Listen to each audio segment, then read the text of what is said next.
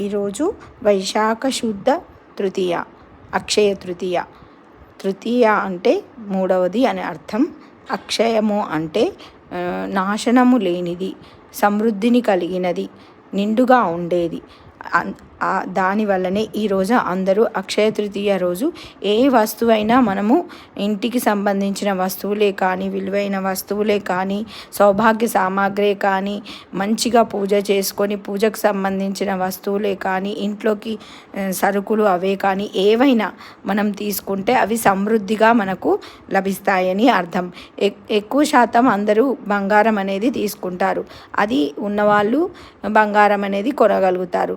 లేని వాళ్ళు ఇంట్లోకి వస్తువులు అంటే లక్ష్మీ స్వరూపంలో ఉన్న వస్తువులు అంటే ఉప్పు కానీ, తులసి మొక్క కానీ, ఇంకా ఇంట్లోకి బియ్యమే కానీ, పసుపు కానీ, ఇవన్నీ లక్ష్మీ స్వరూపాలే. ఇలాంటి వస్తువులనైనా మనము కొని తెచ్చుకొని లక్ష్మీ స్వరూపంగా కొని తెచ్చుకుంటే మనకు ఇంట్లో సమృద్ధిగా ఉంటుంది. అమ్మవారు లక్ష్మీదేవి ఈరోజే పుట్టినట్టుగా చెబుతారు. అలాగే త్రేతాయుగం ప్రారంభమైన రోజు కూడా అక్షయ తృతీయ అని. ఆ విధంగానే విష్ణు భగవానుడు ఆరవ అవతారంలో పరశురామునిగా ఈ అక్షయ తృతీయ నాడే జన్మించారు. అలాగే వేదవ్యాసుడైన మహాభారతం రాసిన వేదవ్యాసుడు గణేశునికి వేదాన్ని బోధించిన రోజు కూడా ఇదే.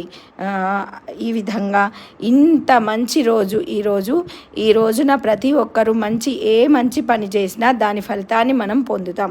కాబట్టి ఈరోజు చక్కగా అందరూ సుహాసినులు, ఇంట్లో ఉండ వాళ్ళందరూ కూడా చక్కగా అమ్మవారికి, పార్వతీదేవి కూడా ఈరోజే ఉద్భవించిన రోజు కాబట్టి ఈరోజు అందరూ అమ్మవారికి పూజ చేసుకొని ఆ అమ్మవారికి మంచిగా అన్ని రకాల నైవేద్యాలతో చక్కగా పూజ చేసి ఈ కాలంలో అంటే ఈ వైశాఖ మాసంలో దొరికే మల్లెపూలు, మామిడి పళ్ళుతో సహా అన్నీ ఏవైనా మనతో తోచినవి అమ్మవారికి నివేదన చేసుకొని ఆ అమ్మవారిని కొలిచినట్లయితే ఆ అమ్మవారి అనుగ్రహం మనపైన చాలా బాగుంటుంది.